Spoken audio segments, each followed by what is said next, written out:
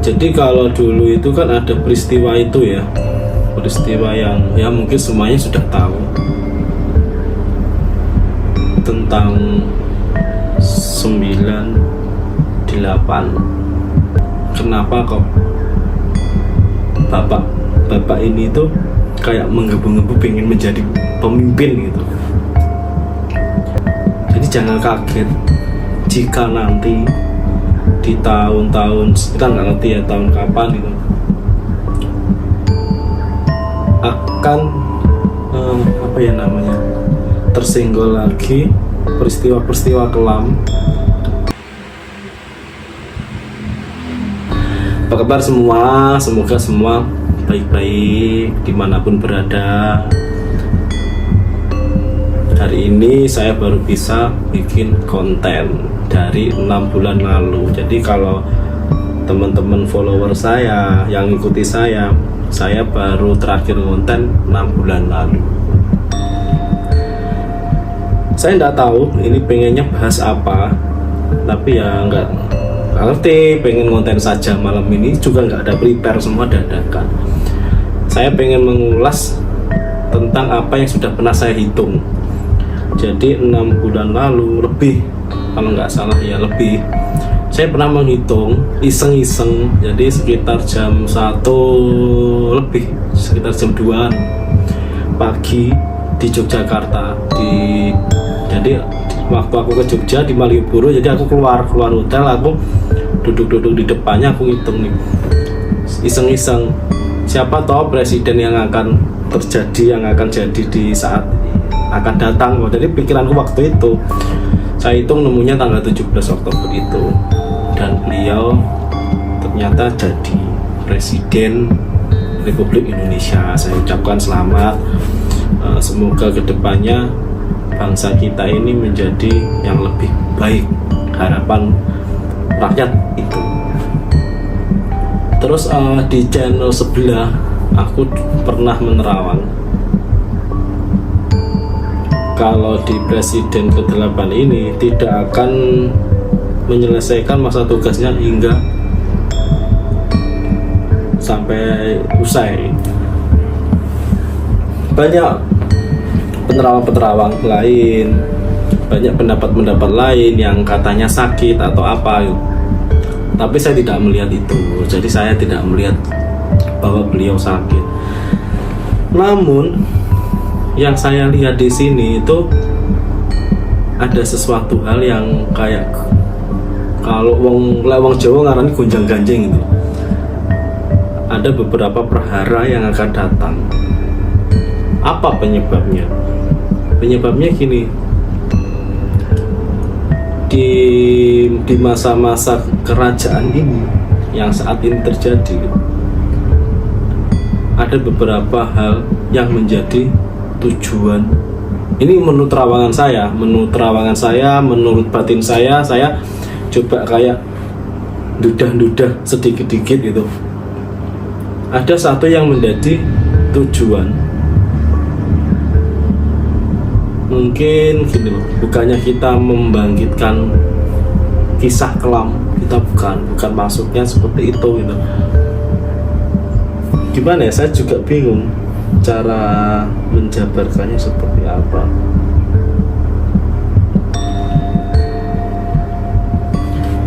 Jadi kalau dulu itu kan ada peristiwa itu ya, peristiwa yang ya mungkin semuanya sudah tahu tentang 98. Apa toh alasannya kenapa kok bapak ini tuh kayak menggebu-gebu pengen menjadi pemimpin gitu. Jadi selain tujuannya untuk memimpin negara kita, gitu, itu ada tujuan lain yang orang mungkin nggak ngerti. Dalam arti gini, ya sebenarnya saya antara repot dan tidak repot untuk mengulas ini semua gitu loh. Bingung saya di satu. Tapi itu yang saya dapat dari terawangan saya itu. Jadi jangan kaget jika nanti di tahun-tahun, kita nggak ngerti ya tahun kapan itu, akan apa ya namanya, tersenggol lagi peristiwa-peristiwa kelam. Tapi ini uniknya gini, yang saat ini terlihat itu ternyata beda. Tujuannya bapak baru ini itu kayak mengungkapkan apa sebenarnya yang terjadi di masa dulu, apa yang sebenarnya terjadi. Jadi mungkin ya, kalau yang seperti yang lalu-lalu kan beliau ini belum mempunyai kekuasaan. Jadi selain tujuannya untuk memimpin negara kita, ada tujuan lain, yaitu membuka tabir siapa sebenarnya dalam kerusuhan tersebut, bahkan di mana posisinya yang hilang itu ada di mana.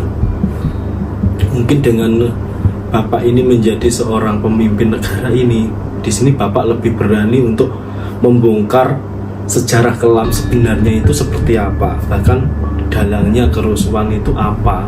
Itu menurutku guys, menurut pandanganku itu loh. Tujuannya itu, makanya alasannya kenapa kok bapak ini sampai yang pertama gagal, yang dulu ya, gagal sampai terus dikejar. Yaitu selain tujuannya mengayomi masyarakat, memimpin bangsa kita, itu ada lagi tujuan lain untuk mengungkapkan sebenarnya apa yang terjadi pada saat itu. Siapakah dalang sebenarnya yang orang lain nggak tahu. Jadi menurut bahasa alam, menurut terawangan saya itu ada hal yang sengaja, sejarah ini yang sengaja ditutup, yang tidak ditunjukkan. Jadi itu nanti akan dibongkar total. Saya tidak tahu itu nanti kapan, di perjalanannya mulai kapan saya tidak ngerti. Jadi dari bahasa alam yang saya terawang itu yang terjadi. Karena apa? Bapak ini tuh sebenarnya orangnya baik, tulus itu ya, untuk membentuk negara itu tulus. Cuma bapak ini dulunya itu kayak dikambing hitamkan oleh siapa? Ada orang yang mengambing hitamkan itu ada. Bahkan semuanya itu dituduh bahwa dalangnya itu beliau, sebenarnya bukan. Ini ada. Jadi menurut terawangan saya, semua bakal kebongkar nantinya. Itu apakah yang mau dibongkar itu tidak terima dan akan melengsarkan si bapak ini, saya juga kurang paham di sini gitu. Jadi bahasa alam yang saya terawang itu gitu. Jadi garis besarnya sebenarnya saya menghitung semua itu tanpa kesengajaan. Dulu saya ngitung, ternyata beliau jadi. Terus saya coba cari tahu. Cari tahunya bukan cari tahu di luar, tapi cari tahu, merenung, melihat sesuatu secara ini apa, terawangan saya yang saya temukan itu. Bahkan bapak ini juga sempat bertemu dengan salah satu ibunya korban 98, dan menurut bahasa alam saya, beliau ini berjanji kepada ibunya korban ini kayak gini, waktu itu beliau itu sakit, beliau itu ibunya korban ini sakit, beliau itu semacam berjanji, sabar ya, saya akan memperjuangkan, saya akan apa ya, membuka semuanya nanti kalau sudah ada waktunya. Ya ini, ya mungkin waktunya kebuka semua yang akan datang ini, siapa sebenarnya dalam kerusuhan 98, dan di mana kalaupun ada yang sudah meninggal terus ditaruh di mana, itu di mana gitu loh. Mungkin semua akan kebongkar.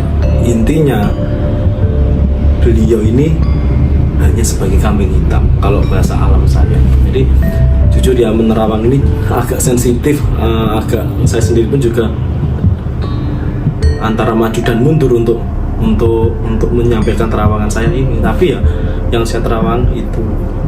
Jadi kedepannya itu, kalau kemarin kan saya ngomong beliau ini tidak sampai selesai masa jabatannya, tapi bukan gara-gara sakit, gara-gara dilengsarkan, gara-gara diombang-ambingkan seseorang, karena mungkin takut dengan beliau ini berkuasa semua rahasia itu kayak kebongkar. Tapi ya memang kalau waktunya semuanya kebongkar, ya lebih baik kebongkar. Apapun itu ya terbaik, ya iya kan gitu. Terus apa saja pandangan saya tentang kedepannya gitu, tentang yang terjadi di saat ini. Pernah enggak panjenengan semua mendengar kisah kerajaan Kalingga, di mana seorang ratu berani menghukum anaknya gara-gara sebuah kesalahan? Ya, yang saya terawang itu, di kedepan itu ada seorang ratu yang berani memutuskan dan menghukum anaknya gara-gara sebuah kesalahan itu. Jadi akan ada versi Kalingga di era ini sampai era yang akan datang itu tentang terawangan yang terjadi. Saya pribadi berharap terawangan baik ya menjadi baik, terawangan buruk kalau bisa jangan sampai terjadi. Itu doa saya pribadi, yang buruk itu kita jauhkan. Terus kalau di komentar-komentar Instagram saya biasanya ada orang bertanya terawangan tentang apa saja yang akan terjadi di dunia artis, di dunia apapun itu. Kalau artis saya mungkin tidak begitu mau ya untuk menerawang. Sebenarnya saya pun juga kasihan kalau kita menerawang seseorang itu. Jujur nggak enak banget kalau kita menerawang seseorang, apalagi kita menerawang kematian seseorang. Mungkin saya tidak akan mengulas itu, tapi kalau untuk suasana alam di tahun ini sampai tahun 2025 awal, itu gempa-gempa besar tetap ada. Lokasinya di mana? Cluenya itu titik pusatnya gempa terbesar itu kayak ada daerahnya itu menggunakan kayak udeng-udeng, kayak apa? Kan udeng. Jadi ibu-ibunya itu menggunakan kayak bet-bet disirah gitu, lumayan besar. Jadi di tahun ini itu zaman goro-goro, ya goro-goro itu gini, banyak orang berebut tulang tanpa daging seperti yang saya ulas sebelum-sebelumnya gitu. Tapi ya kita kembalikan lagi ke diri kita masing-masing. Kalau kita mau mendapatkan dampak dari alam ini baik, kita harus memberikan ke alam baik. Ya mungkin di episode ini yang saya ulas cuma itu aja, simple tapi agak ngeri-ngeri sedap. Kedepannya ada apa? Yaitu banyak kasus-kasus besar, kasus-kasus yang kemarin besar gitu, itu terungkap semua di masa-masa yang akan datang ini. Jadi hati-hati buat siapapun itu. Ya mungkin cukup sekian saja podcast dari saya Tiko Rotandan. Kalaupun semua yang saya katakan ini jangan langsung dicerna mentah, jangan langsung ditelan, jadi pilah-pilah dulu. Oke, salam rahayu.